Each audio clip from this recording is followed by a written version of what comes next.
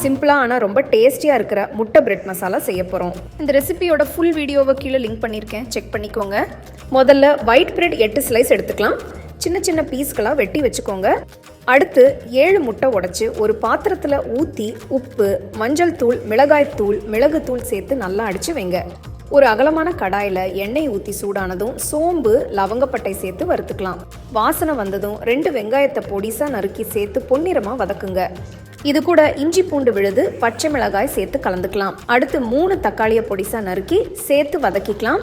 இப்போது கருவேப்பிலை, மஞ்சள் தூள், காஷ்மீரி மிளகாய் தூள், சீரகத்தூள், தனியாத்தூள், மிளகுத்தூள், உப்பு, கரம் மசாலா சேர்த்து கலந்து விட்டு கொஞ்சம் தண்ணி ஊற்றி கலந்துடுங்க.